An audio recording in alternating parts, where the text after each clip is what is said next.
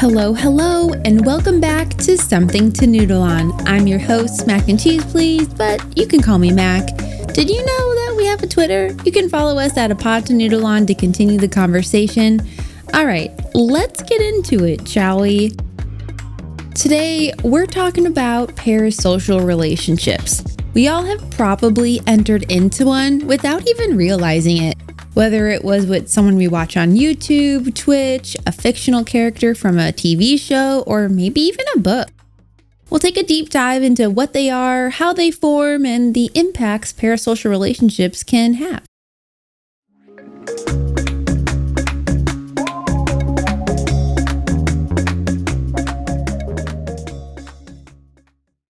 To start off, what even is a parasocial relationship anyway? Well, by fancy psychologist words, it means parasocial relationships are one-sided relationships where one person extends emotional energy, interest, and time, and the other party is just completely unaware of the other's existence. Parasocial relationships are most common with celebrities, organizations such as sports teams, or even television stars. And super fancy psychologist words, but you can also add YouTube and Twitch into the mix as well. These feelings can be for fictional characters too, because the more we read or see or even hear about our favorite characters in the stories that we consume, the more real they become to us, even though we're still aware that they're completely made up. The key takeaway is that parasocial relationships themselves aren't real. They're all one-sided relationships that we perceive to be real, whether or not the other person is aware of them. Which begs the question, where did these parasocial relationships even come from? Early forms of parasocial relationships depended on imagination. Imagine if stories didn't have any characters and we only read about a sequence of events that happened, and not about anyone who lived those experiences. Stories would probably be pretty boring, right? It's those characters, however, that draw us into the stories by giving us the opportunity to see the events that happened through someone else's eyes. Before TV, we had books and then came radio. We could imagine characters coming to life as we read or listen to the words of the story, and I'm sure for many people, this could even mean visualizing things as well. But there is still a bit of disconnect. Sure, in time, movies came into existence and we could picture the characters, but we're still limited in our own exposure to those characters and their faces, especially if there isn't a sequel or a spin-off. But then along came TV, and it became so much easier to connect with characters because people had the chance to see the same characters and actors over and over again, especially if seasons get renewed for several years. As a result, viewers could build an attachment to those characters and feel as if they know them personally because, in a way, they watch their lives play out on the screen. This, of course, was back before we had streaming services and the option to watch an entire series in one sitting. Instead, families looked forward to weekly installments of their favorite TV shows, no doubt wondering what the characters had been getting up to while they were away. The emergence of soap operas and the daily exposure of certain TV shows added to this growing sense of relationship between the characters, actors who played them, and the viewers. Die-hard fans would tune in daily, never missing a single moment. In effect, it almost felt as if the viewers' lives were tangled up in the lives of the characters they were watching. For me personally, my one and only TV crush was actually from anime. I absolutely adored Colonel Roy Mustang from Fullmetal Alchemist. I'm sure you can just hear me gleaming just talking about him. His voice was everything for me. And I was pretty sure that we were going to get married.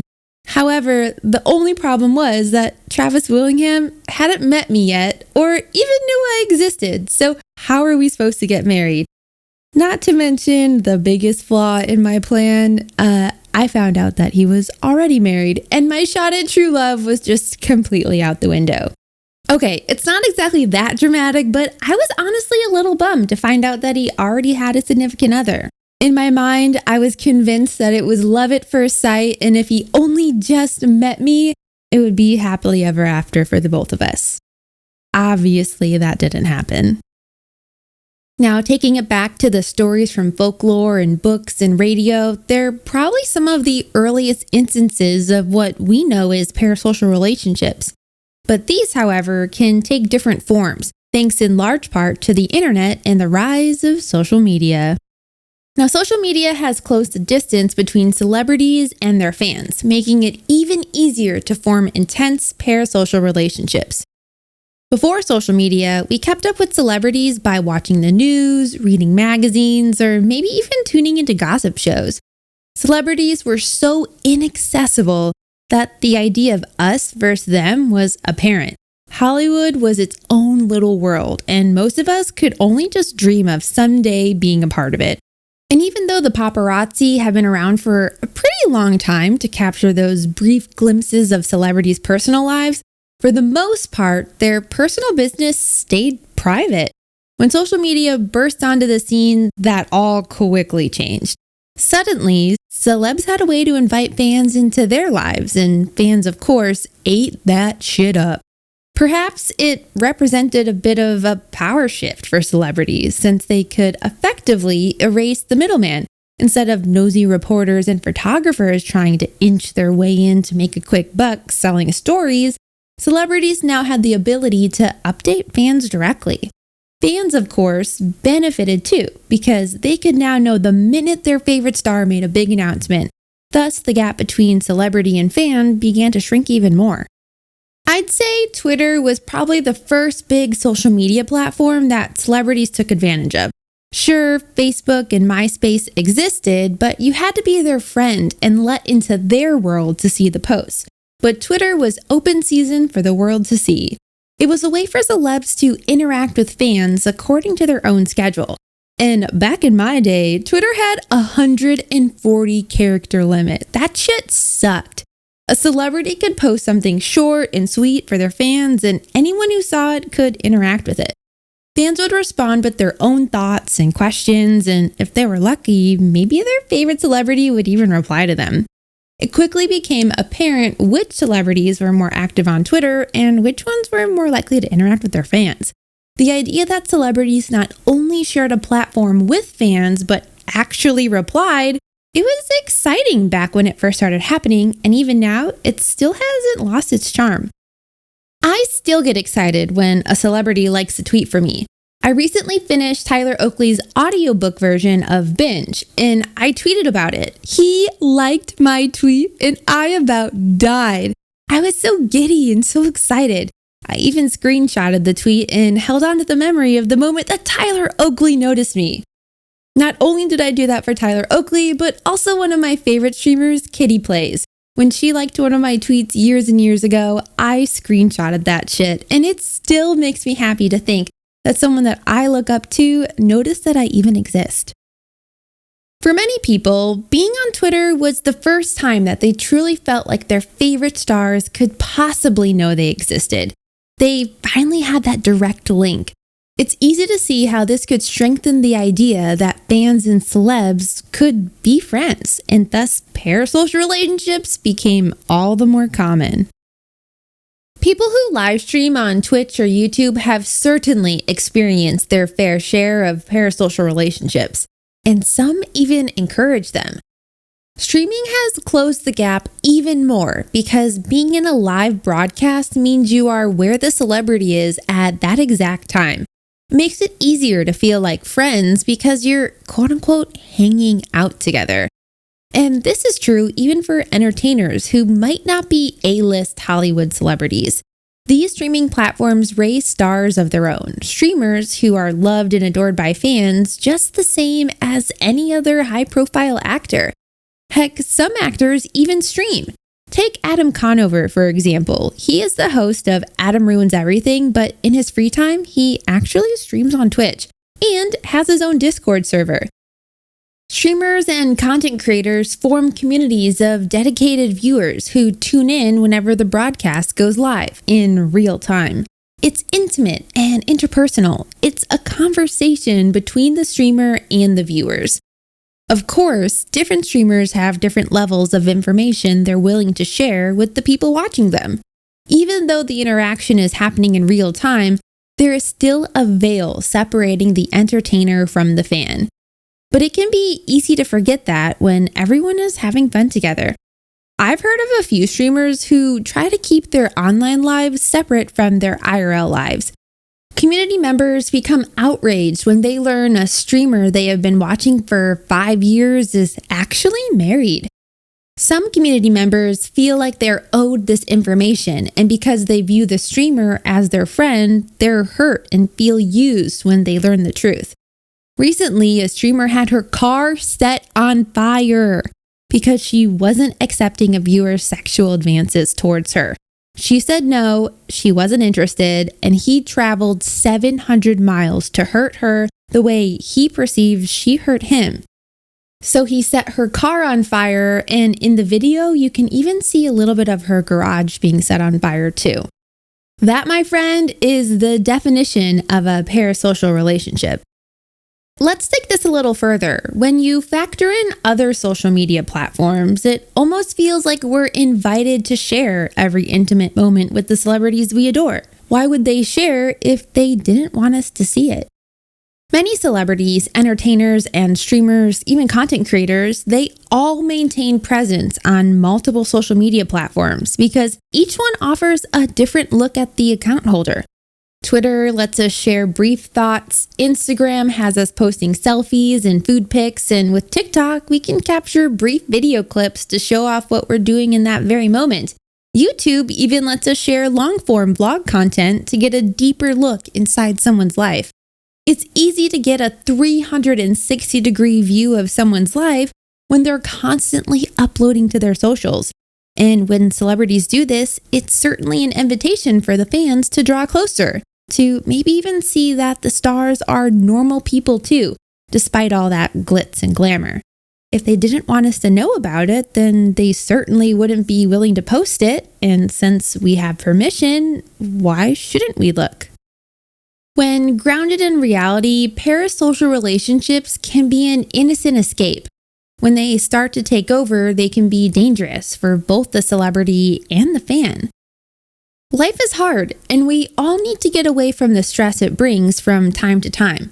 It's okay to dream a little bit, as long as we make sure to keep one foot grounded in reality. Parasocial relationships can certainly provide a bit of much-needed escapism. But when we start to behave as though the dream is reality, bad things can happen, and people can get hurt. Sometimes fans have difficulty separating the actor from their work. Very seldom are actors mirror images of the characters that they portray. But when we get used to seeing a character's life play out on the screen, it's easy for us to imagine the actors are the same way. The more we watch, the more we feel like we know a person, though in reality, the opposite is true. I think to some degree, most actors understand this and are sensitive to this when they have meet and greets and fans at conventions and such. And if we get the chance to meet our idols and talk with them, asking questions about their character is a little less intrusive than asking about their personal lives. But there is still a line between the character and the actor that is best not to blur. It can be really scary, however, to be approached by someone who can't make that distinction between actor and character, especially if the character is someone who is often in danger. They might be convinced the character needs rescuing, and they're the only ones that can do it. And acting on this perception could lead to a very dangerous situation. In the world of video games, The Last of Us Part 2 voice actor for Ellie, Laura Bailey, was actually getting death threats IRL. I don't want to give away pivotal plot points for the game because that's a spoiler and that's not what I'm aiming to do, but some diehard fans were not happy about the way Ellie's story played out. They threatened Laura even though she was just the voice. She is not Ellie. She does not control the game or the story that's written. But for some, the parasocial relationship line was blurred and they were mad at Ellie, but they took it out on Laura. And that's when things can get dangerous for both the actors and the community members. This route can go even deeper. What about someone who has interacted with a celebrity or entertainer on social media and thinks their relationship is much more than it is simply because the celebrity was nice to them? I have a few friends who actually had to move, not once, but 3 times, because community members would show up at their house wanting to talk and play with them. As a friendly online voice, just because someone is nice to you does not mean that they're your friend. This is especially true for sex workers who use OnlyFans or similar platforms. Some community members think that because they pay for sexy pictures of their favorite creator, that they're in a relationship with them. They get really jealous and possessive. This delusional thinking is very, very dangerous. There are lots of other examples of people who have forgotten that there is all too often an imbalance of power between celebrities and fans. As fans, you wouldn't think it, but we often have the upper hand because we have more knowledge of the celebrities than they do of us. Just because someone's favorite star responded to one of their tweets or liked a photo they shared on Instagram, it does not mean that there is an actual relationship between the two of them. They are strangers, no matter how much trivia that person can reel off about them. This really puts celebrities at a disadvantage and makes it all too clear why they may take precautions when meeting fans, even in controlled environments. Now, I do want to say some creators embark on parasocial relationships on purpose. Everyone has their line that they're willing to cross, and it depends on how far you want to go.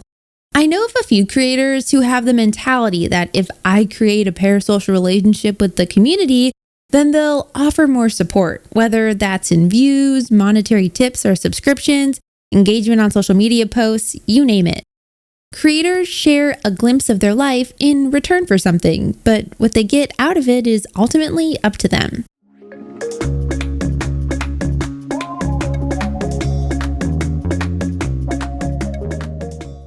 All right, my friends, that's all I have for you today. I hope I left you with something to noodle on regarding parasocial relationships. And I'd like to leave you with this for something to noodle on. When in your life have you knowingly or maybe even unknowingly engaged in a parasocial relationship? And when did you come to that realization? Maybe it was a reoccurring problem, or maybe you realized it just now that it might be an issue. Either way, if you want to dive into that conversation, let's talk about it. You can follow us on Twitter at a pod to noodle on or join our Discord. You can find something to noodle on wherever you get your podcasts. I'm your host, Mac and Cheese, please, but you can call me Mac. Until next time, bye.